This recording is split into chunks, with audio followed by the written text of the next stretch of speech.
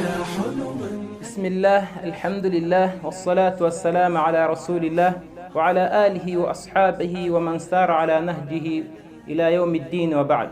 nyuma yo gushimira Allah subhanahu wa ta'ala no gusabira amahoro n'imigisha intumwa Muhammadin sallallahu alayhi wa sallama nabiwe n'abasangira ngendo be n'abazakomeza kugira ikirenge mu cyabo kuzageza ku munsi w'imperuka, dusaba Uwiteka ko yadushyira muri abo ngabo. Bavandimwe, dukomeje n'isomo ryacu rya 32 mu gusobanura igitabo Umdatul Fiqh cya Ibn Qudama al-Maqdisi rahimahullah, aho umwanditsi Imana imugirire impuhwe imuhiruhuko ridashira, imuhembere ibyiza, ihembera abamenyi ku bumenyi bwabo basigiye isi, akomeza igitabo cye aho twatangiye ku muryango ubijyanye no gushyingura bijyana n'ukuri kune.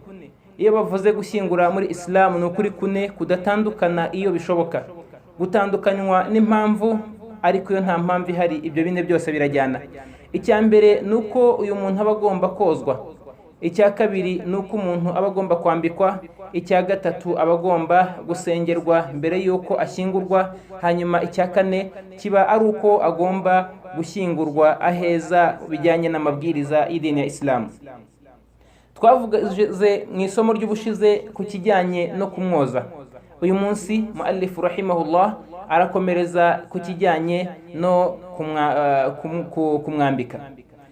Aravuga rahimahullah, aravuga ngo thumma yukaffanu fi thalathati athwabin bidin. Aravuga ati hanyuma uyu muntu ashyingurwa cyangwa se yambikwa imyambaro itatu y'umweru. Yambikwa imyambaro itatu y'umweru. Imyambaro y'umweru ni imyambaro twahitiyemo n'Imana Muhammadin sallallahu alayhi wa sallam, aho avuga ati khayru thiyabikum abyadha, ati imyenda yanyu myiza kurusha indi ni y'umweru, ati falbasuha wa kaffinu fiha amwatakum mautakum, ati mujye muyambara kandi munayambike n'abapfuye muri mwebwe.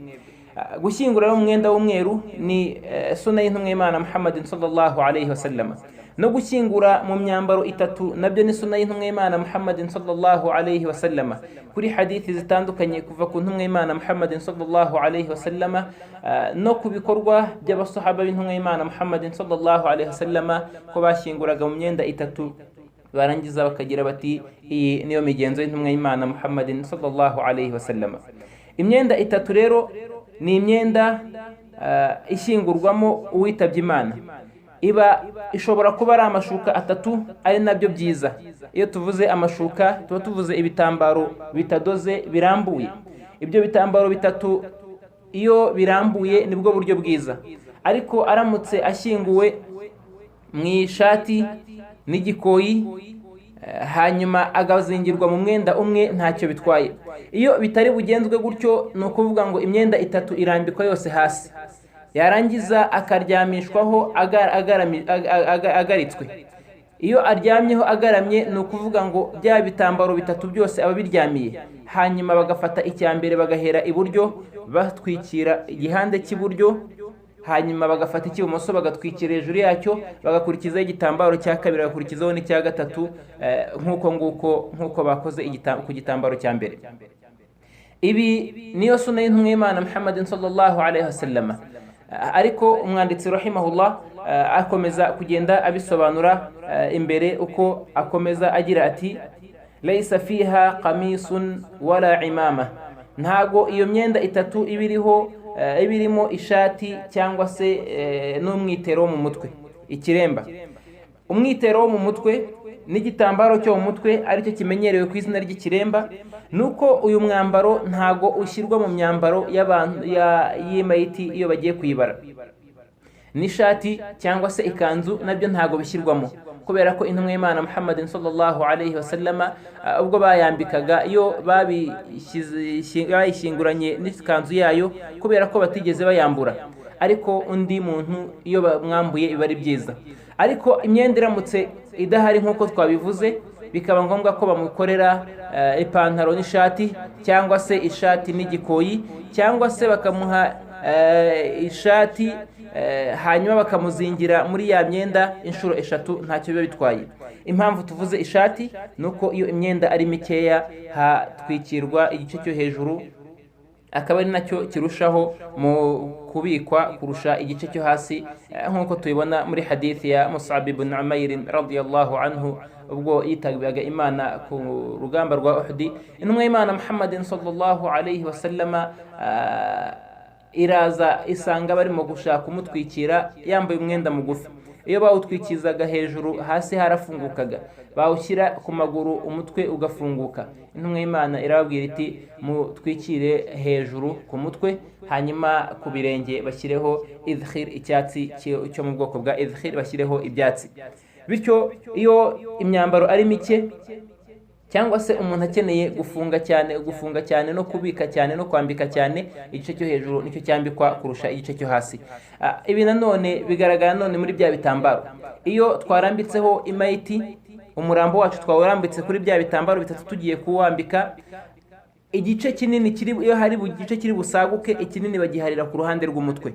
Igice kinini kiri busaguke ku myambaro bagiharira ku mwanya wo ku mutwe, bityo bakamuzingiramo, hanyuma igice gisigaye kinini cyo ku mutwe akaba ari cyo basigaza bakagishyira ahagana inyuma, agasa nkaho akiseguye, hanyuma n'icyo ku birenge nacyo bakakizinga, barangiza bakabihambira nk'uko bikorwa iyo barimo kwambika imayiti.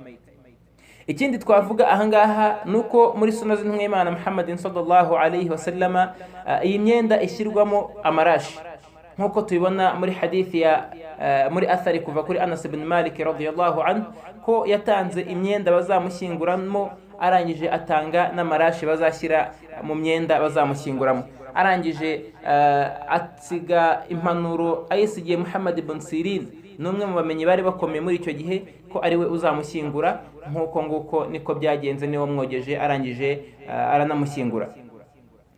Ahangaha umwanditsi rahimahullah kuvuga rero ko hataba harimo ikiremba n'ikanzu, ibyo ni ukugira ngo umuntu ataza kumwambika ikiremba n'ikanzu hanyuma akamuzingira mu mwenda, bityo imyenda itatu ikaba irangiye. Ariko aramutse nta bundi buryo, nta yindi myenda ihari, ikiremba cyo kivanwamo nk'uko twabivuze, cyangwa se umwitero mu mutwe ku mugabo uvanwamo. Aha turacyari ku ruhande rw'umugabo. Umwanditsi akomeza avuga rahimahullah wa yudraju fiha idrajan, ya myenda ayizingirwamo bisanzwe nk'uko twabivuze ko irambikwa ari itatu, hakazingwa uwa mbere n'uwa kabiri n'uwa gatatu, hazingwa uruhande rw'iburyo hagakurikizaho urw'ibumoso, bagakurikizaho umwenda wa kabiri, nk'uko nguko kugeza igihe imyenda itatu yose irangiriye. Arangije akomeza rahimahullah agira ati wa in kuffina fi qamisin wa izarin wa lifafatin fala ba's, aramutse ashyinguwe mu ishati n'igikoyi hanyuma akazingirwa umwenda umwe, ntacyo bitwaye nk'uko twabisobanuye.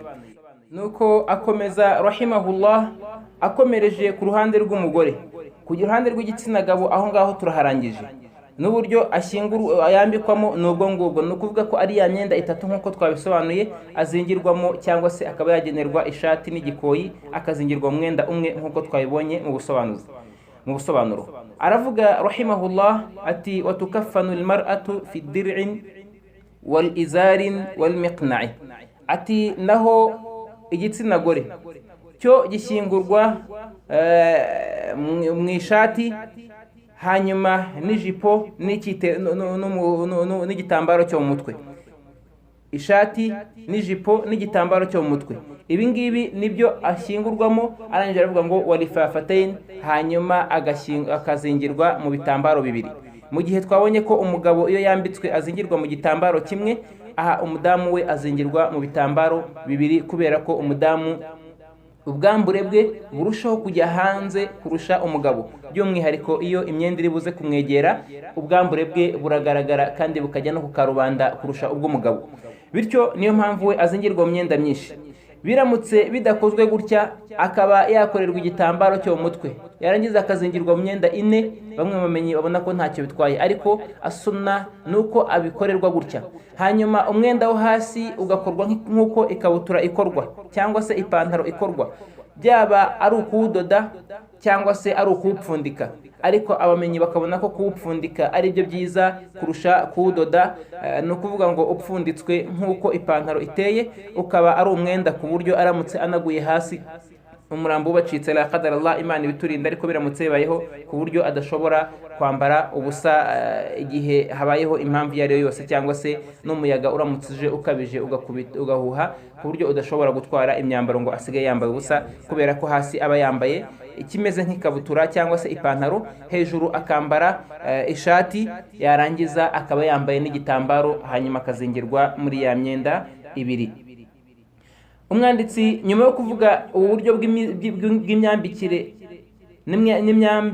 n'imyambarire y'imiti, akomeza avuga ati ahaqu nnasi bighaslihi wassalati alayhi wa dafnihi wasiyatuhu fi dhalik. Ati abafite ukuri ko kuba bafata iya mbere byaba ari mu kumwoza cyangwa se kumwambika yewe no kumusengera, umwanditsi aravuga ngo wasiyatuhu, ni ba bandi bo yasigiye umurage n'impanuro y'uko ari bo bagomba kumuhagararira muri ibyo ngibyo. Gusiga umurage ni byiza kuva ku ntumwa y'Imana Muhammadin sallallahu alayhi wa sallama, ko uzajya abageze habi ajye asiga umurage. Ni umurage muri rusange, no mu mirage harimo umurage w'umuntu uri buze koza, cyangwa se uri buze kwambika, cyangwa se uri buze kuyobora amasengesho. Ibi birushaho gushimangirwa iyo umuntu aho atuye hashobora kuba abamenyi ari bakeya, cyangwa se agasanga aho atuye hari bid'a nyinshi, hari ibihimbano byinshi mu idini, cyangwa hari abizerwa bakeya, cyangwa hari andi makimbirane cyangwa abayisilamu bake. Ni byiza ko uyu muntu mbere y'uko yitaba Imana agomba gusiga impanuro ye n'umurage we w'abazahagararira ibi ngibi, kuko bijya binagaragara yewe henshi mu bantu, by'umwihariko iyo umuntu akomoka mu muryango utari uw'abayisilamu, ko ashobora kwitaba Imana hakaba habaho amakimbirane yo kwibaza ngo uyu muntu ninde uri buze kumwitaho mu kumwambika, kumwoza no kumushyingura n'ibindi. Aba bakavuga bati ni umuryango wacu, n'aba bakavuga bati ni umuyoboke wacu, ugasanga rimwe na rimwe biteje umwuka muke. Ariko aramutse yatanze wasiya, aramutse yatanze impanuro yuzahagararira ibyo ngibyo, agasiga n'umurage, ibi ngibi ntago byabaho, yewe n'ibintu bijya mu buryo bworoshye kurushaho. Ni nk'uko nguko Anas ibn Malik, nk'uko twabivuze muri hadithi yasize avuze ko Muhammad ibn Sirin ari we uzabikora, arangije aranabimukora. Ni nk'uko nguko na Abu Bakar radiyallahu anhu, Imana imwishimire, yasize atanze umurage ko umugore we ari we uzamwoza akanamushyingura, ari we Zainab bint Umays. Bityo nta kibazo kigeze kibaho, abangaba basigiwe uyu murage nibo bakoze ibi ngibi. Ni nk'uko nguko ntacyo bitwaye ko umugore yakoza umugabo we, cyangwa se umugabo akoza umugore we, nk'uko tubibonye muri uwo murage wa Abubakar radiyallahu anhu. Bityo iyo hari uwasigiwe umurage wo kuyobora ibyo bintu, uyu nguyu niwe uhabwa iya mbere igihe abantu bose bakeneye kuba bagera kuri uriya murambo, cyangwa se kujya kuwutunganya. Umwanditsi rahimahullah akomeza agira ati thumma al-ab thumma al-jad thumma al-aqrab fal-aqrab. Aravuga ati iyo wa wundi wahawe umurage atabonetse, cyangwa se iyo atabashe kuboneka, adahari cyangwa atabishoboye, ashobora guhabwa umuntu umurage wo kuza guhagarara icyo gikorwa, ariko bigakubitiramo ko wa wundi yitabye Imana, wa wundi adahari, cyangwa arwaye, cyangwa afite izindi mpamvu zishobora gutuma atabasha guhagarara kiriya gikorwa. Aravuga thumma al-ab, hakurikiraho papa, umubyeyi w'umugabo niwe ukurikiraho iyo uwapfuye n'uwitabye Imana ari umuhungu cyangwa ari igitsina gabo. Hanyuma sekuru niwe wongera kuba ufata iya mbere, arangije ngo thumma al-aqrab fal-aqrab. Hanyuma uko bagenda barutanwa min al-asabati, muri babandi bazungura umuntu, bakazungura imitungo yose. Aba bantu uko bagenda bakurikirana ibi ngibi, biza igihe abantu gwaniye gushyingura cyangwa koza cyangwa kwambika imayiti. Ariko iyo bitabayeho kubirwanira, uwaza uwo ari wese yabikora. Ikindi nuko ari byiza kuri aba bantu bavuzwe ahangaha ko ari bo baza imbere bagafata iya mbere kugira ngo babashe gutunganya umurambo wabo. Aha ukurikiranye nuko umwanditsi rahimahullah yahereye kuri wasiya, yahereye ku mpanuro. Nuko impanuro n'umurage umuntu ubusanzwe niwe ubuzi umuntu ushobora kumuba hafi no kumugira impuhwe, yewe no kuba yagira ibyo ahishira mu bibi yamubonaho, no kuba yatangaza ibyiza yamubonaho kurusha abandi. Iyo uyu muntu ahari, uyu muntu yizeye kurusha undi, uku kuba ari ukuri kwe kubera ko aba asize amuhaye indagizo kandi iyo ndagizo ibigomba kubahirizwa.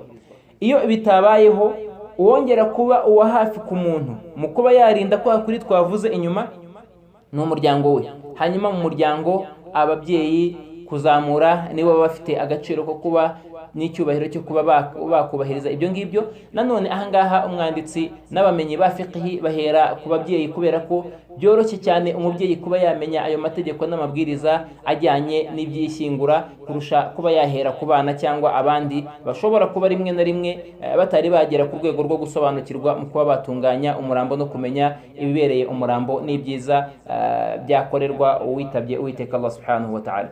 Kubw'iyo mpamvu iyo abantu rero babigonganiyemo ubu buryo nibwo buryo bukoreshwa mu kubatondeka. Niyo batabigonganiyemo abangaba nibo bari bakwiye gufata iya mbere kugira ngo babashe guhishira umurambo wabo banabike n'icyubahiro cy'umuryango wabo. Umwanditsi rahimahullah yimukira ku bijyanye n'igitsina gore. Aho ngaho arangije ni ku gitsina gabo, aravuga ati wa fi ghaslil mar'a, naho ko kuhagira no koza igitsina gore aravuga ati al thumma al jadda thumma al aqrab fal aqrab. Aravuga ati ni mama niwe uhabwa iya mbere, ariko habanza wasiya. Iyo umukecuru cyangwa se igitsina gore, umudamu cyangwa umukobwa asize umurage ko runaka ariwe uzahagarara ibyo ngibyo, ni ngombwa ko ariwe ubanza. Ku kijyanye n'umurage, ntago umurage udakurikije amategeko uyu nguyu ufatwa nk'umurage, nta nubwo uhabwa agaciro muri Islam iyo umurage unyuranye n'amategeko y'idini ya Islam. Urugero nk'umuntu kuba yasiga araze abana be akavuga ati mwana wanjye weho nimpfa uzafate aha n'undafata aha n'undafata aha, ariko mu buryo butajyanye na gahunda n'imiterere n'umurongo w'Islam mu bijyanye n'izungura, icyo gihe uyu murage nta gaciro uba ufite. Ikindi, umuntu aramutse avuze ati nitabye Imana ariko umutungo wanjye wose n'urugero wose nkuraze ikintu runaka, ntago byemewe kubera ko intumwa y'Imana yavuze ko umurage utagomba kurenga 1/3 cy'umutungo. Irangije iravuga iti wathuluthu kathira, na 1/3 bwacyo nacyo ni cyinshi. Nanone ni nk'uko nguko umuntu aramutse araze akavuga ati umugabo runaka ari umudamu cyangwa se umukecuru, akabona nk'umumenyi runaka cyangwa se umunyeshuri w'idini ugaragaraho imico myiza no kwiyubaha n'icyubahiro, akavuga ati runaka aba ari we uzaza kunyoza no kunyambika no kunsengera. Aha icyo gihe uyu murage mu bijyanye no kumwoza nta gaciro uba ufite kubera ko atemerewe kozwa n'umugabo utari umugabo we, bityo uyu murage nta gaciro uba ufite ahangaha, nta nubwo wubahirizwa. Gusa abamenyi babona ko ibyiza nuko uriya muntu yaba ari hafi aho ngaho mu gihe cyo kumwoza, agasa nkaho anerekera babandi barimo gutunganya bya bindi bijyanye no kumwoza no kumwambika. Naho kumusengera abagomba kuza kumusengera kubera ko umurage uba ujyanye noneho ahangaha kuri iki cya gatatu ubujyanye ni n'amabwiriza y'Ubuislamu. Ni nk'uko nguko n'umugabo aramutse atanze umurage ko wenda umukobwa we mu bakobwa bamukunda cyane ko ariwe uzamwoza akanamwambika, icyo gihe uyu murage ntago wubahirizwa kubera ko ibi ngibi biba binyuranyije n'amategeko y'idini ya Islam. Umwanditsi rahimahullah akomeza agira ati illa anna al-amira yuqaddamu fi as-salati ala al-ab wa man ba'dahu, ati umuyobozi we ahabwa iya mbere kurusha papa n'abandi bose bari inyuma ya papa, ariko ntago ashyizemo wasiya. Ariko icyo kuri nuko na wa wundi w'impanuro wahanuwe iyo umuyobozi ashatse kuyobora aya masengesho, nibyo biba byiza ko ari we uhabwa uyu mwanya. Gusa kuri wa wundi watanze indagizo, ibyiza nibikwiye nuko umuyobozi nawe yamwihanganira kugira ngo abashe kubahiriza no gukomeza kunoza umubano wa nyuma wari usigaranye hagati ye n'uwapfuye n'uwitabye Imana mu gihe akiri hano ku isi cyangwa se akimureba, kuko nyuma y'aho ngaho hazasigara ubusabe no kubahiriza ibyashyizwe mu bikorwa. Ariko mu bijyanye no kumusezera bya nyuma, n'ahangaha abagiye kumusezera, bityo ni byiza ko uyu muntu ahabwa umwanya n'iya mbere kuri uyu mushuti we witabye Imana cyangwa uyu muragwa we. Bityo iyo atsimbaraye amir cyangwa se abisabye umuyobozi, uyu muyobozi niwe uhabwa uburenganzira bwo kuyobora ibi byose bishobora kuba biri buze gukorwa ahangaha. Ibi ni nk'uko tubisanga muri hadithi sahih kuva kwa Bazzar rahimahullah ko Hussein ibn Ali radiyallahu anhuma ko ubwo Hasan ibn Ali radiyallahu anhuma yitabaga Uwiteka Allah subhanahu wa ta'ala yabwiye Sa'id ibn al-As ko aza kuyobora amasengesho, arangije aramubwira ati nuko ibi ari muri sunna z'intumwa Imana Muhammadin sallallahu alayhi wa sallam. Icyo gihe Sa'id ibn al-As ni wari umuyobozi wa Madina ubwo Hasan ibn Ali yitabaga Imana, kandi muzi urukundo ruba ruri hagati y'impanga Hasan na Hussein, birazwi ko bari impanga abahungu ba Ali ibn Abi Talib radiyallahu anhum ajma'in, Imana ibishimire kandi bahundagazeho ibyiza n'imigisha yayo. Bityo rero yamuhaye uyu mwanya kubera ko yari umuyobozi, n'abayisilamu n'abamenyi bakabona ko umuyobozi ahabwa umwanya kugira ngo abe yabasha gukomeza kuyobora amasengesho igihe bibaye ngombwa. Aha umualif rahimahullah abariho asozereje ibijyanye no kwambika. Aha nyuma y'aha ngaha yinjira ku muryango yise babu salata ala almayit, umuryango w'isengesho ry'umurambo. Isengesho ry'umurambo ni sunna muri sunna z'intumwa Imana Muhammadin sallallahu alayhi wa sallam. Harimo hadithi sahihi muri hadithi za Abi Huraira mu gitabo cya Bukhari na Muslim ko Abi Huraira avuga ko intumwa Imana Muhammadin sallallahu alayhi wa sallam avuga ko wa wundi uzitabira aya masengesho y'mayiti akayasoza, uyu azahabwa qiratani. Qiratani abazwa icyari cyo, aravuga ngo into muri zo qiratani ni imirima ibiri cyangwa ibipimo bibiri by'izahabu.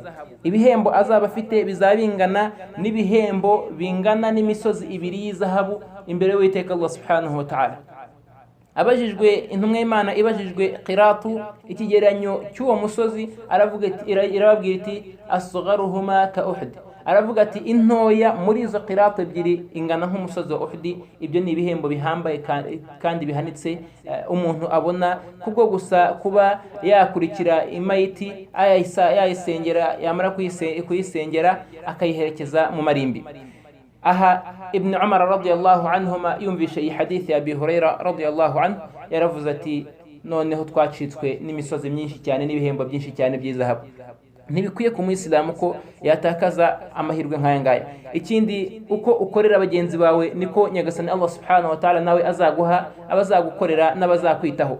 Niyo mpamvu iyo umuntu abonye mugenzi we ari mu byago akwiye kwihutira cyane cyane kumufasha, niba ntacyo ashoboye kumufasha akamuha ubwo busabe bwe, kubera ko nta kiguzi busaba. Ni nkuko nguko umurambo iyo usengewe n'abantu bagera kuri 40 kuzamura, nkuko tubibona muri hadithi ya Ibn Umar radiyallahu anhuma niba atari Ibn Abbas, Imana ibishimire, ko yavuze ko umurambo wose uzitaba Imana ugasengerwa n'abantu 40 hatarimo n'umwe muri bo ubangikanya Imana, ko abangaba ubusabe bwabo buzakirwa ku Mana, uyu murambo ukaba mu bantu bo mu ijuru. Iyi hadithi iri muri sahih. Kubw'iyo mpamvu iyo abantu bagiye gusengera imayiti cyangwa se iyo habonetse isengesho ry'imayiti, ni byiza ko abantu baryitabira batitaye ko ari faradul kifaya, kubera ko ubusanzwe gusengera imayiti ni faradul kifaya, ni ya mategeko iyo bamwe bayakoze abandi ntago biba ari itegeko kuri bo, ariko ibihembo ntago babigabana. Icyo abatabikoze babona n'icyo bunguka nuko Nyagasani atabahana, nta nubwo hari ikindi igihano cyangwa se umugayo ushobora kubazaho kubera ko batasengeye imayiti mu gihe hari abayisengeye. Ni nkuko nguko no ku yandi mategeko yose ahagararirwamo na bamwe bikaba bihagije kuba tabashe kubyitabira. Ariko ibihembo nkuko twabivuze, buri wese ahembwa ibye na buri muntu akora ibikorwa bye kugira ngo bizamuzamure imbere y'Uwiteka Allah subhanahu wa ta'ala. Umwanditsi rahimahullah atangira rero avuga ati wassalatu alayhi yukabbir thumma yaqra al-Fatiha. Ati naho isengesho ry'imayiti iyo umuntu agiye gusenga avuga Allahu akbar, takbiratul ihram. Iyi Allahu akbar nirwo rufunguzo rw'iri sengesho ry'imayiti. Arangije aravuga ngo thumma yaqra al-Fatiha, yarangiza agasoma suratul Fatiha. Ibi harimo amabwiriza. Icyambere kirimo cyangwa icyo twunguka muri iyi fiqh nk'iyi ngiyi y'aya magambo avuze gutya, nuko nta iqama iba mbere y'isengesho ry'imayiti, nta na adhana iba mbere y'isengesho ry'imayiti. Hanyuma arangije aravuga ngo akavuga Allahu akbar agasoma Qur'an, bisobanuye ko nta n'urufunguzo rw'isengesho ruba mu isengesho ry'imayiti. Ibi bintu bitatu ntiboneka, nta adhana, nta iqama, nta n'urufunguzo ruboneka inyuma ya takbira mbere yuko umuntu asoma suratul Fatiha, nkuko biri muri hadithi ya Umama radiyallahu anhu, Imana imwishimire, ko intumwa y'Imana Muhammadin sallallahu alaihi wasallam ko yasengesheje imayiti yavuze ko gusengesha imayiti ari ukuvuga Allahu akbar ugasoma suratul Fatiha Allahu akbar ugasabira intumwa y'Imana Allahu akbar ugasabira imayiti Allahu akbar ugatora assalamu imwe. Hadith sahih kuva ku ntumwa y'Imana Muhammadin sallallahu alaihi wasallam arangije aravuga ati iyi nibwo buryo intumwa y'Imana Muhammadin sallallahu alaihi wasallam yasengeragamo imirambo. Ni nkuko nanone ubwo Najash rahimahullah wari umwami wa Habash ubwo yitabaga Imana intumwa y'Imana mu kuyisengera yatoye takbira enye izikurikiza nkuko Ibn Umar radiyallahu anhu n'abandi benshi mu basangira ngendo b'intumwa y'Imana Muhammadin sallallahu alaihi wasallam babitubwira.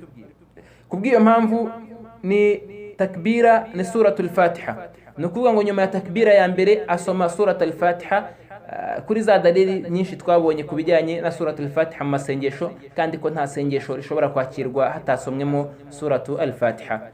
Arangije aravuga ngo thumma yukabbir, yarangiza kongera agatora indi takbira wa yusalli ala nabi sallallahu alayhi wasallam, agasabira intumwa y'Imana Muhammadin sallallahu alayhi wasallam.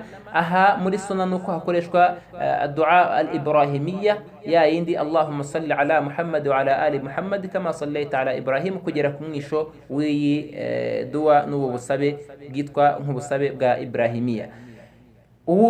Ibi bikorwa kuri takbira ya kabiri. Thumma yukabbiru wa yaqulu, yarangiza agatora takbira ya gatatu wa yaqulu, yarangiza akavuga agira ati nyuma y'aha ngaha ibyo muallif agiye kuvuga avuga ni amaduwa n'ubusabe bukoreshwa mu gihe cyo gusengera imayiti. Ariko mbere yuko tuyavuga nuko aya maduwa ni byiza ko umuyisilamu agomba kuyamenya, kuko ni amaduwa akomoka muri sunna sahih kuva ku ntumwa y'Imana Muhammadin sallallahu alayhi wasallam, ari nabwo busabe bwiza intumwa y'Imana yagiye ikoresha, kugeza ubwo bamwe mu bakiriye izi hadithi z'aya maduwa bavuze ngo twumvishe intumwa y'Imana isoma izi duwa izisabira abitabye Imana, tunifuza ko twari kuba turi mu kimbo cy'abari abapfuye kugira ngo ubusabe abari twe bugirirwaho. Ibyo nibigaragaza agaciro k'ubusabe, nanone agaciro k'ubusabe bw'intumwa y'Imana. Intumwa y'Imana niyo izi gutoranya amagambo kurusha undi wari wese. Ibyo umuntu ashobora kuzana niyo yaba yabipanze mu buryo buryoshye cyangwa se bunoze gute, ntabwo bushobora kugera ku buryo bw'intumwa y'Imana Muhammadin sallallahu alayhi wasallam.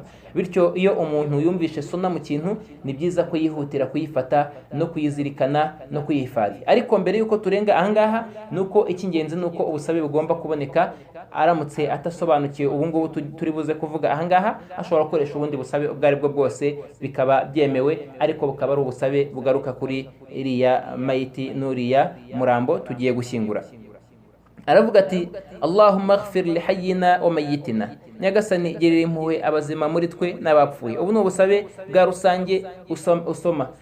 Ushobora kuba uzi uwitabye Imana cyangwa utamuzi, ushobora kuba uzi igitsina cye cyangwa utakizi, ushobora kuba uzi umubare w'abitabye Imana cyangwa se utawuzi. Iyo ntabyo uzi, ibyiza ushobora gukoresha iduwa rusange, kubera ko iduwa rusange irinjiramo abo bose twavuze, yaba ari umuto cyangwa umukuru, umuhungu cyangwa umukobwa, benshi cyangwa bake, bose binjira muri ubwo busabe rusange. Allahumma ighfir li hayyina wa mayyitina, nyagasani girira imbabazi abazima n'abapfuye muri twe. Agira ati wa shahidina wa ghaibina wa saghirina wa kabirina wa dhakarina wa unthana innaka ta'lamu mutaqallabana wa mathwana wa anta ala kulli shay'in qadir. Aha kuri iri jambo nukuvuga ngo ubusabe n'ubusabe bwa rusange, abatoya n'abakuru, abana n'abakuru, abagore n'abagabo, abahari n'abadahari. Hanyuma iri jambo kuba wa anta ala kulli shay'in qadir, iri jambo ntago riri muri hadith sahih ijyana n'ubu busabe bw'imayiti, ni ijambo ry'inyongera. Uryongeje urishyizemo ntacyo bitwaye, ariko urikuyemo ni byiza kurushaho. Akomeza agira ati Allahumma man ahaytahu minna fa ahyihi ala al-islam wa sunnah, nyagasani uwo uhaye ubuzima muri twebwe muhe ubuzima ari ku Buislamu kandi ari no ku migenzo y'intumwa y'Imana Muhammadin sallallahu alaihi wasallam. Wa man tawaffaytahu minna fatawaffahu alayhima, na wa wundi uzakuramo roho muri twebwe uzamukuremo roho akiri kuri ibyo byombi, Qur'an na sunna. Allahumma ighfir lahu warhamhu, nyagasani mugirire impuhwe kandi unamubabarire. Aha ighfir lahu warhamhu ni kuri wa wundi w'umugabo. Abamenyi bagaragaza ko iyo ari umugabo ibyiza ari uko ukoresha ibinyazina bya kigabo. bya kigabo, yaba ari umugore ugakoresha ibinyazina bya kigore, baba ari babiri ugakoresha ibinyazina by'ububiri, baba ari benshi ugakoresha ibinyazina by'ubwinshi. Ibyo bigaruka nanone mu gusobanukirwa Icyarabu no kumenya gutandukanya aya mabwiriza. Ari nayo mpamvu tuvuga ko umuntu wese ushaka gutunganya idini ye agomba kumenya ururimi, kuko ururimi rwamanutse mu Cyarabu. Idini agomba kumenya ururimi kubera ko idini yamanutse mu rurimi rw'Icyarabu, yigishwa mu Cyarabu, isobanukirwa mu Cyarabu, inasobanurwa mu Cyarabu. Ni narwo rurimi rw'abantu bo mu ijuru bazaba bavuga. Kuba utagira ishema n'icyubahiro cyo kuruvuga hano ku isi, kabone nubwo yaba ari amagambo make bijyanye n'ubushobozi bwawe, ibi byaba ari igihombo mu bihombo bikomeye umuntu ashobora guhura nabyo. Aravuga ati rero Allahumma ighfir lahu warhamhu, Nyagasani mubabarire unamugirire impuhwe. Iyo ari umugore uvuga ighfir laha warhamha, yaba ari babiri Allahumma ighfir lahuma warhamhuma, baba ari benshi Allahumma ighfir lahum warhamhum, baba ari abagore Allahumma ighfir lahunna warhamhunna. Ntacyo bitwaye, ariko uramutse utabizi ugakoresha dhamiri imwe, ugakoresha isimbura zina, niyo yaba ari umugabo uri gusengera umugore ariko habeho kutabimenya, ntago ibyo byabuza idua n'ubusabe bwawe ku Mana ko bwakirwa. Arangije aravuga ati wa'afihi wa'fu anhu, umugirire impuhwe unamubabarire amakosa ye, wa akrim nuzulahu, umwakire wakire ubushyikiro bwe, wasi' madkhalahu, wagure ubwinjiro bwe mu ikaburi. Aravuga ngo waghsilhu bilma'i, unamwoze n'amazi meza, wathalji walbard, na barafu yewe n'amazi akonje. Barafu n'amazi akonje, ibi ngibi ni ibyiyongeraho mu kongera inema n'ingabire, kubera ko iyo umuntu yitaba Imana haboneka ubushyuhe bwinshi. Yewe rimwe na rimwe hari n'abashobora no kubira n'ibyuya mbere yuko bitaba Imana. Iyo roho isohoka mu mubiri, niyo mpamvu intumwa y'Imana Muhammadin sallallahu alaihi wasallam irimo yitaba Imana yaravuze iti innaha lasakaratun, mukuri ni ububabare bukabije cyane kandi bw'indengakamere. Ibi rero ububabare buza mu buryo bw'ubushyuhe. Iyo yogeshejwe amazi akonje ku Mana, ariko ntago ari muri twebwe, ku Mana ni nko kumusabira ko Nyagasani yamuhoza umuriro n'ubushyuhe afite arimo guhura nabwo bitewe no kuvamo kwa roho ye. Aravuga ati wanaqihi min al-khataya, Nyagasani unamumweze mu makosa ye no mu byaha bye, kama yunaqqa thawbul abyad min ad-danas, nkuko umwenda w'umweru umuntu awoza ukuraho umwanda. Hano hakoreshwa umwenda w'umweru kuko agakosa kose kaba kari ku mwenda w'umweru. Iyo ari umwenda w'umweru wera de kaba kagaragara, bityo Nyagasani amubarira amakosa yose, ntagere na gato asiga mu makosa afite. Wabdilahu daran khayra min darihi, Nyagasani unamuhe inzu nziza kurusha inzu yari arimo, wa jiwaran khayra min jiwarihi, unamuhe n'abeza n'abaturanyi n'umuryango mwiza kurusha umuryango yari afite. Wa adkhilhu aljanna, umwinjize mu ijuru. Wa idhu min adhabi an-nar, min adhabi al-qabr wa adhabi an-nar, unamurinde ibihano byo mwikaburi, umurinde n'ibihano by'umuriro. Wafsah lahu fi qabrihi, guhera ahangaha wafsah lahu fi qabrihi ni indi dua nanone. Umwanditsi rahimahullah yafatanyije ubusabe buri mu mahadithi atandukanye, bwose arabwegeranya asa nk'abugize ubusabe bumwe. Kubufatanya nibyo byiza kurushaho, kubera ko uko urushaho gusaba byinshi ni nako urushaho gukorera neza imayiti kandi no kwiteganyiriza ejo hazaza. Nkuko nanone muri hadithi ya Umama radiyallahu anha, Imana imwishimire, avuga ngo intumwa y'Imana yavuze ngo kandi munakora iyo bwabaga mu gusabira aba bitabye Uwiteka Allah subhanahu wa ta'ala. Iya gatatu ni hadithi ya Abi Salama y'intumwa y'Imana Muhammadin sallallahu alaihi wasallam yasabiye Aba Salama igihe yitabaga Uwiteka Allah subhanahu wa ta'ala. Aravuga ati wafsah lahu fi qabrihi, umwagurire mu ikaburiye, wanawwir lahu fi, kandi unamuhe urumuri mu ikaburiye. Thumma yukabbir, yarangiza nyuma yo kuvuga ayo maduwa n'ubwo busabe agatora takbira wa yusallim taslimatan wahidan an al-yamin, yarangiza agatora takbira imwe iburyo. Ntago harimo takbira ebyiri nkuko twayibonye muri hadithi ya Umama. Taslima afwan, assalamu irimo ni imwe y'iburyo, ntago ari ebyiri. Ibyo nibyo sunna y'intumwa y'Imana Muhammadin sallallahu alaihi wasallam. Iy'ibumoso ntayo tuzi, nta niyo dufite muri hadithi z'intumwa y'Imana Muhammadin sallallahu alaihi wasallam. Ubu busabe murumva ubwiza bwabwo. Ni byiza ko umuntu arushaho, kandi ntibinarangirire ahangaha muri rino sengesho, ahubwo agakomeza kumusabira, baba bamujyanye kumushyingura, baba barimo kumushyingura, na nyuma agarutse, n'igihe cyose uko usabiye umuntu niko Nyagasani Allah subhanahu wa ta'ala nawe aguhundagazaho ibyiza biruta ibyo wasabye n'ibyo wasabiye uriya. umwanditsi akomeza agira ati wayarfa'u yadayhi ma'a kulli takbira, asabwa kuzamura amaboko kuri buri takbira agiye kuvuga, nkuko twabonye mu isengesho ry'Eid cyangwa se uko twabonye bazamura amaboko mu isengesho, nuko yazamura ku kigeranyo cy'intugu cyangwa cy'amatwi. Aramutse atayazamuye ntacyo bitwaye, ariko kuyazamura biboneka muri sunna sahih kuva kwa Ibn Umar radiyallahu anhuma ko yazamuraga amaboko kuri buri takbira. Aravuga ati wal wajibu min dhalika, ibyitegeko muri ibyo ngibyo at-takbirat ni ziriya takbira zivugwa, wal qira'a na ya suratul Fatiha isomwa, wa salatu ala nabi na rya sengesho risabirwa intumwa y'Imana Muhammadin sallallahu alayhi wa sallama, wa du'a lil mayyit, hanyuma na bwa busabe busabirwa uwitabye Imana, wa salam na ya assalamu imwe y'iburyo. Ni ukuvuga ngo biriya byose twavuze byose nta na kimwe kigomba gutakara, bigomba gukora byujujwe. nkuko twanabivuze muri hadith, iri ni naryo sengesho intumwa y'Imana yasengeye Najash rahimahullah, wari umwami wa Habash ubwo yitabaga Uwiteka Allah subhanahu wa ta'ala, nkuko tubibona muri Sahih al-Bukhari. ndetse Imana imugirire impuhwe akomeza agira ati wa man fatatuhu salatu alayhi salla ala al-qabr ila shahr, ati wa wundi ucitswe n'isengesho mu gihe isengesho ryakorwaga asengera ku marimbi asabira uriya, cyangwa se isengesho ryarikorera ku marimbi akabikora mu gihe hatarenze ukwezi uriya ashyinguwe. Ku kijyanye n'isengesho ryo mu marimbi, icyukuri nuko bidakwiye ko umuntu asengera mu marimbi.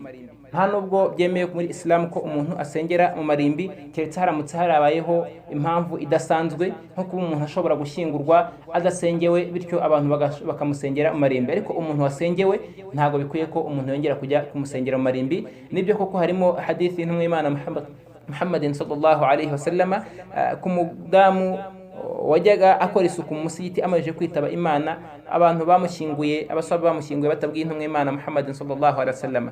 Nyuma intumwa y'Imana imaze kubaza bamubwira ko bamushyinguye, arangije arababwira ati nimunyereka aho mwamushyinguye. Intumwa y'Imana iragenda iramusengera, irangije aravuga iti mukuri amasengesho yanjye yuzuza urumuri ku bantu bari mu mva zabo. Bamwe mu bamenyero babona ko ari umwihariko w'intumwa y'Imana, kubera ko yavuze ngo amasengesho yanjye n'amasengesho y'intumwa y'Imana ntagangana n'amasengesho y'undi wari wese. Bityo umuntu asengerwa aho asengewe, keretse utigeze asengerwa niwe abantu bashobora gusengera mu ikaburi. Ariko mu kwirinda ko abantu bashobora gukeka ko abayisilamu basengera mu makaburi cyangwa se basenga amakaburi, cyangwa n'abandi binjije bashobora kwibona mu badasobanukiwe amategeko y'idini ya Islam bagakeka ko abantu basenga abantu bo mu mva nkuko bimenyerewe kuri bamwe mu njiji, ibyo ngibyo icyo gihe abantu barabyirinda kandi bakabijya kure. Kubw'iyo mpamvu aramutse ari buze kumusengera agomba kutarenza ukwezi. Harimo athari ya Sa'id ibn al-Musayyib ko yavuze ko hasengingwa mu gihe kingana n'ukwezi kumanura. Iyo birenze ukwezi ntago haba hakiri kumusengera mu ikabri, ariko nkuko twavuze ibyiza nuko adasengerwa mu ikabri igihe yasengewe, keretse aramutse atarasengewe. akomeza agira ati wa in kana al-mayyit ghaiba 'an al-balad sulli alayhi bin-niyya, iyo umurambo utari aho bari buze kusengera, no kuvuga ngo umuntu yitabye Imana ariko yitabye Imana aguye ishyanga, icyo gihe iyo dukeneye kumusengera tumusengera ku mugambi, isengesho rigasengwa nkuko isengesho rikorwa, imamu akayobora isengesho nta murambo uhari. Impamvu umwanditsi rahimahullah ashyizeho uyu muryango nuko hari ahantu ho guhagararwa ku murambo iyo umuntu agiye kuwusengera. Ku mugabo bahagarara ku ruhande rw'igituza, ku mugore bagahagarara mu cyeragati cyayo cy'umurambo, no kuvuga ngo mu rukenyerero niho ahagarara. Bityo rero iyo umurambo udahari, nko gusengera umurambo udahari nk'umuntu ushobora kugwa ishyanga, cyangwa se bikamenyekana ko umuntu yitabye Imana nko kuba yaba yararohamye umurambo ntuboneke, cyangwa se yaraguye mu mpanuka y'indege, icyo gihe uyu nguyu arasengerwa, ariko agasengerwa ku mugambi uko ari ugiye gusengerwa, hamwe nuko uwo murambo uba utari aho ngaho. Akomeza rahimahullah avuga ati wa man ta'adhala ghasluhu li'adami al-ma' aw al-khawf 'alayhi min at-taqattu' aw al-majdur aw al-muhtaraq aw likawni al-mar'ati bayna ar-rijal aw ar-rajuli bayna an-nisa fa innahu yuyammam. Ati naho iyo bibaye ngombwa ko uyu muntu atari bubashe kozwa, umuntu ntabwo bishoboka ko ari buze kozwa. Atanze urugero rw'abantu badashobora kozwa bitewe n'ihali barimo, cyangwa se n'ahantu bari, cyangwa nabo bari kumwe nabo. Aravuga ati iya mbere nk'urugero rw'umuntu ushobora kuba afitiwe ubwoba ko nibamwoza ari buze gushwanyagurika. nk'urugero rw'umuntu urwaye ibibembe cyangwa ibinyoro cyangwa umuntu wahiye. Umuntu wahiye iyo yahiye cyane uramutse umwogeje ushobora kumuhindukiza, wamuhindukiza ubura bugasohoka cyangwa ingingo wakegura akaboko kaba kacomoka kubera ko kahiye n'ibindi nk'ibyo ngibyo. Iyo uyu muntu ameze gutya dutinya ko nitumwoza ari buze gutanyagurika kubw'indwara afite cyangwa se bw'urupfu yapfuyemo. Ashobora no kuba yagize impanuka ikabije nko kuba yakandagirwa n'ikintu kiremereye cyane cyangwa akagurirwa n'ikintu kiremereye cyane umubiri ugashwanyagurika, tutari buze kubasha kuwoza. Dusaba n'Uwiteka Allah subhanahu wa ta'ala ko yaturinda impfu mbi kandi akanaturinda n'izo mpfu zose, akazaduha gutabaruka kuri ino si twishimiwe n'Uwiteka Allah subhanahu wa ta'ala. Ariko iyo byabayeho gutyo uyu muntu agiye kozwa cyangwa se yapfuye akeneye kozwa kuko twavuze ko biri mu kuri kwe, ariko nitumwoza bibuze kuzana ingaruka nyinshi nk'iyo ngiyo ya mbere yo kuba umubiri ushobora gushwanyagurika.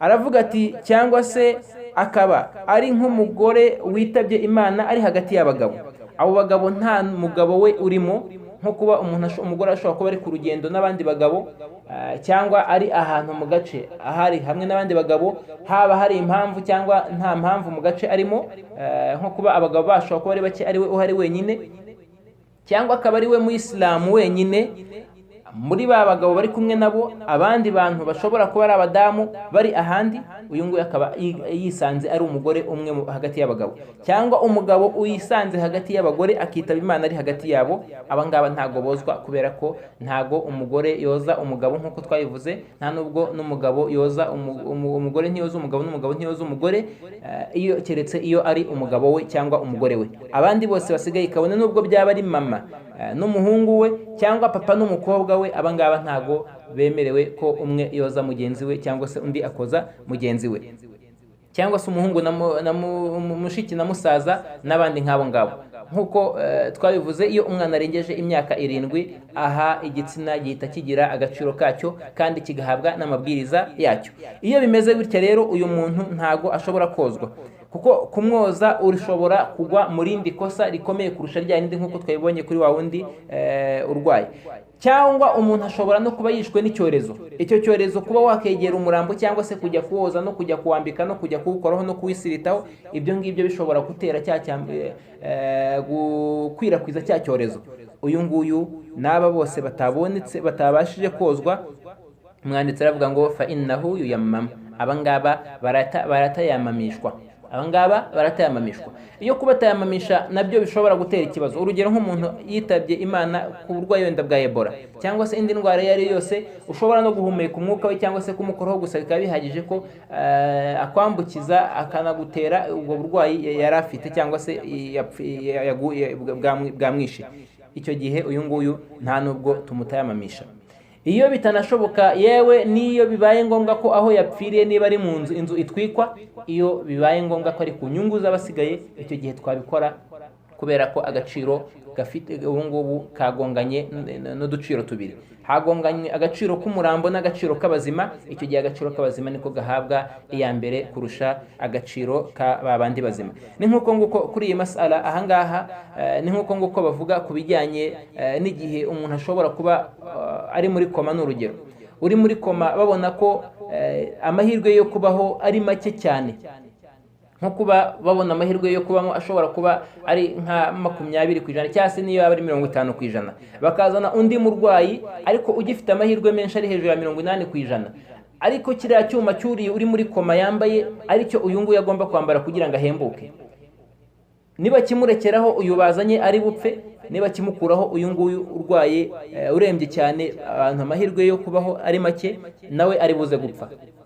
Ahangaha amategeko y'Islamu yemera ko bagikura kuri uriya amahirwe yo gupfa ari menshi kurusha ayo nguyu mushya bazanye, cyangwa se biramutse bari biri hagati y'abarwayi babiri. Iyo nta munyacyubahiro, iyo tuvuze umunyacyubahiro ntago ari umunyamafaranga. Umunyacyubahiro tuba tuvuze ni umuyobozi uhagarariye inyungu za rubanda n'inyungu z'abantu benshi, cyangwa se umumenyi ukwirakwiza ubumenyi hagati y'abantu cyangwa ufatiye runini abantu. Aba nibo bitwa abanyacyubahiro iyo tugeze mu igongana ry'ukuri nk'uko nguko. Ariko ntago haba havuzwe umukuru, nta nubwo haba havuze umunyamafaranga, nta nubwo haba havuzwe umwiza cyangwa se wo mu bwoko runaka. ibi bigomba gusobanuka iyo bavuze ngo umwiza mu muryango wa fiqh baba bavuze ufitiye akamaro abantu cyangwa se uwo ubuzima bw'abantu bushobora kuba bufitanye isano nawe ari benshi kurusha mugenzi we. Iyo bimeze bityo rero kiriya cyuma gishobora gucomorwa kuri wa wundi wo hasi kigahabwa ufite amahirwe ko ashobora kubaho kurusha uriya wari ugifite, cyangwa se wa wundi wari uhagarariye benshi. Nk'urugero aramutse ari nk'umuyobozi w'igihugu, icyuma ari kimwe kwa muganga cyari gifitwe n'umurwayi, icyo gihe uriya murwayi bakimukuraho bakagiha uyu muyobozi kubera ko ubuzima bwe babushingiyeho benshi no gupfa kwe bishobora gutera imvururu cyangwa se izindi ngaruka nyinshi. Ni nk'uko ngo karamutse ari n'umumenyi, umumenyi icyo gihe niwe baha iya mbere kubera ko akamaro ke kaba karuta akuriya muntu wundi mu buzima. Bityo rero n'ahangaha iyo ukuri kugonganye haherwa ku kuri ufite imbaraga kurusha ukundi kubahirizwa. Iyo kubahirijwe bikangombwa ko ukundi gutakara, icyo gihe turihangana kugatakara tugasaba Imana imbabazi, kandi Nyagasani ni Ghafurur Rahim, nyir'impuhwe nyir'imbabazi, nta nubwo ategeka umuntu icyo adashoboye.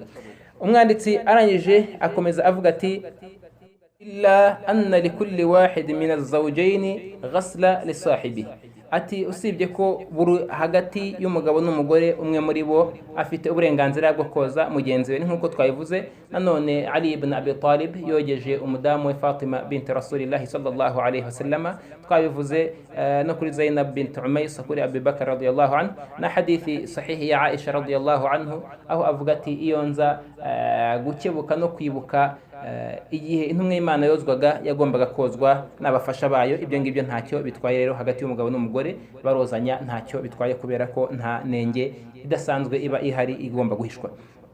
Aravuga ati wakadhalika ummul walad ma'a sayyidiha, ati nanone nyina w'umwana n'umutware we. Nyina w'umwana uvugwa muri fiqh ni iyo umugabo afite umujakazi, hanyuma uyu mujakazi akamubyaraho umwana. Iyo amubyayeho umwana, icyo gihe uyu mujakazi yitwa ummul walad. Uyu ummul walad afite uburenganzira bwo koza sebuja, na sebuja nawe afite uburenganzira bwo kumwoza. Ariko aramutse yarabonanye nawe ntamubyareho, uyu ngo nta burenganzira bwo kumwoza aba afite igihe yitabye Imana, keretse habuze undi uwo ari wese ushobora kuba yamwoza. Nibwo bamwe mu bamenyi babona ko iyo ari umujakazi bizwi ko yaryamanaga na sebuja, icyo gihe biba byemewe. Aha dutandukanye iyo tuvuze ngo umujakazi na sebuja, ntago ari umukozi n'umukoresha, ntago ari umukozi n'umukoresha. Ejo hatazagira umuntu uvuga ngo amategeko y'idini ya Islamu yemerera abakozi kuryamana n'abakoresha babo, cyangwa se ababosi kuryamana n'abakozi bari munsi yabo. Umujakazi ni wa wundi twavuze wabagaho nk'inyamaswa, wafatirwaga ku rugamba, akaba nta kuri na kumwe kuba umuntu afite, akaba ari umucakara. Uyu nguyu yakoreshwaga imirimo yose ishoboka, hanyuma no kuryamana nawe cyangwa se no kubona nawe byabaga byemewe kuri babandi. Ariko ubu ngubu muri kino gihe turimo ntago bakiriho kuri isi tugezemo. Isi tugezeho nta bajakazi bagihari, ni nk'uko nta bacakara bahari, ariko baramutse babayeho wallahu almusta'an, icyo gihe aya mabwiriza aba yongeye kugira agaciro kayo. Wa akhir da'wana alhamdulillahi rabbil alamin, subhanakallahumma bihamdika nashhadu an la ilaha illa anta nastaghfiruka wa natubu ilayk. mwari kumwe n'umuvandimwe wanyu Niyitanga Jamidu. يا نبض الأرواح فالشكر لربي ثم لكم لا أحصي الشكر بإفصاحي والموعد في جنة عدن ما دمنا نسعى بصلاحي والختم سيحوي توقيعا لخديجة بنت الصلاح لخديجة بنت الصلاح.